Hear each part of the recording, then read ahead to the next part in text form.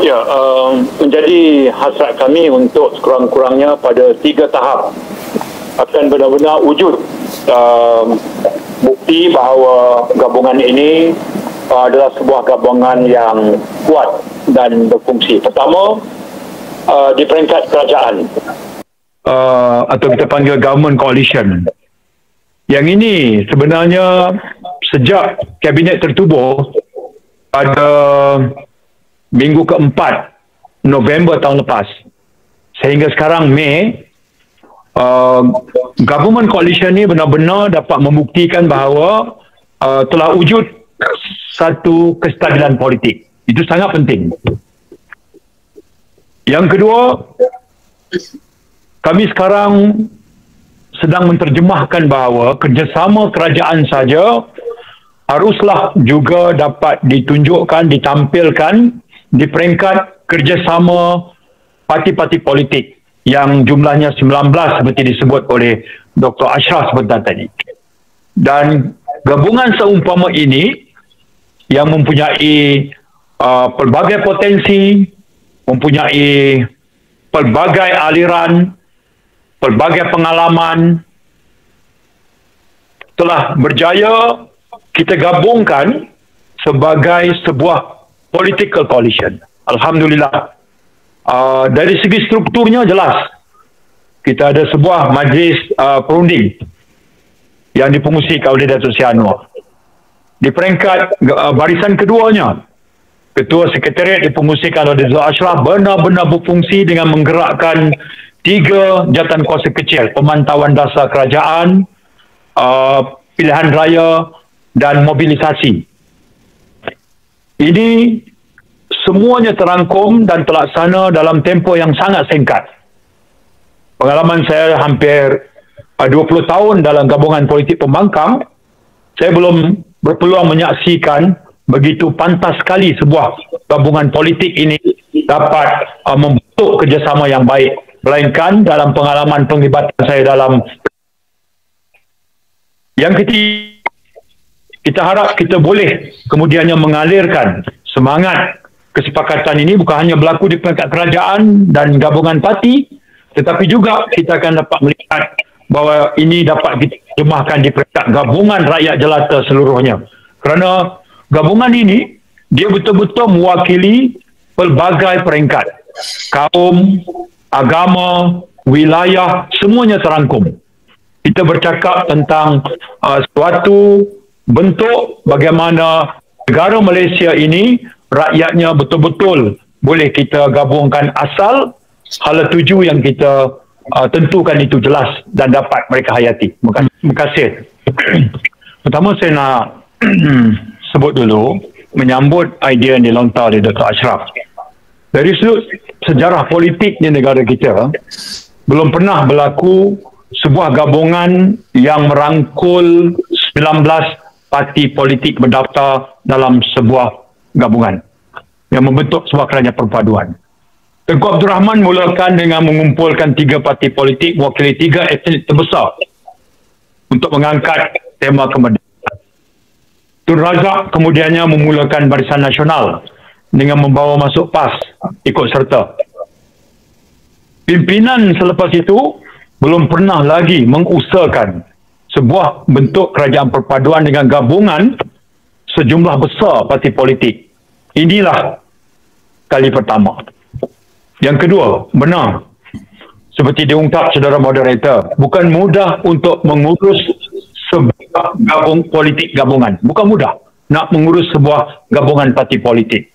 Sebab itu banyak peramal politik, peserta politik, penganalisis politik tampil dengan macam-macam teori.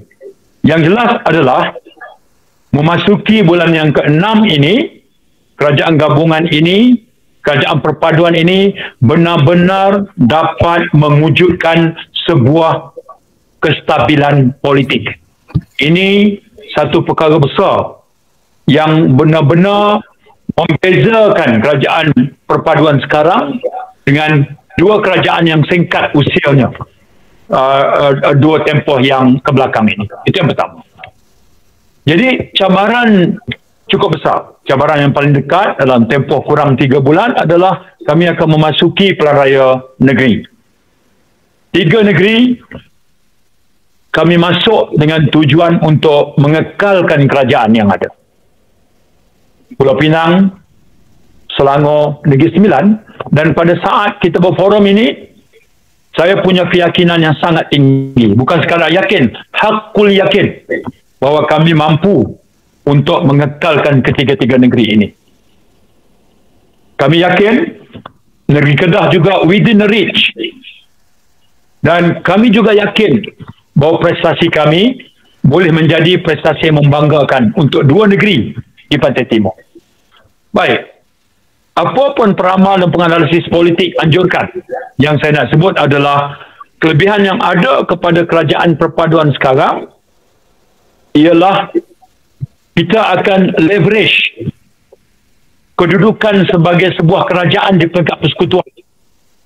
Dan kita yakin kita boleh alirkan kekuatan ini sampai di peringkat kerajaan negeri apabila kita masuk pusingan kerajaan negeri. Sebenarnya rakyat Malaysia ni penat dan letih. Dan sekarang mereka nampak keikhlasan kerajaan perpaduan. Setelah kami mulakan sebuah kerajaan perpaduan, gabungan 19 parti politik, kemudian kami membawa kepada kestabilan politik, rakyat juga nampak bagaimana kami bersungguh-sungguh untuk memulihkan semula ekonomi. Dan yang ketiga, rukun dalam setiap usaha yang dilakukan oleh pimpinan, khususnya Datuk Seri Anwar, adalah penekanan terhadap prinsip tata kelola atau practice of good governance sebagai rukun yang membezakan kerajaan ini dengan kerajaan terdahulu. Economic restructuring, keadilan sosial dan kebajikan rakyat, practice of good governance, kepimpinan yang bersih, berasaskan kepada perkataan perpaduan. Perpaduan yang menggabungkan parti dan rakyat dan penyokong pelbagai aliran ini, asasnya adalah memelihara kepentingan bersama. Memakmurkan ekonomi adalah kepentingan bersama. Menjaga kebajikan rakyat adalah kepentingan bersama. Perpaduan dalam maksud hakiki antara saya dengan Dr. Ashraf dan moderator, kita berpadu atas prinsip kalimah syahadah. Kita mengucap syahadah, kita telah pun bersatu atas asas satu akidah. Tapi kita dengan saudara kita yang bukan Islam, kita berpakat dan berpadu atas prinsip menjaga dan memelihara kepentingan bersama. Inilah yang kami buktikan dalam tempoh 6 bulan dan saya yakin untuk satu tempoh yang lebih panjang. Saya fikir soalan moderator tu agak berlapis. Dia nak sebut apakah ancaman luar ni kalau potensi boleh datang lagi daripada blok pembangkang lah ya. Perikatan Nasional. Saya nak sebut beginilah. Yang pertama, Datuk Seri Anwar ketika Hari Raya di Pulau Pinang minggu lepas sebut, minggu depan ni sidang Parlimen. Mereka dialu-alukan mengemukakan usul undi tidak percaya ke atas kerajaan jika benar-benar apa yang mereka laungkan itu perkara yang betul. Bawa saja.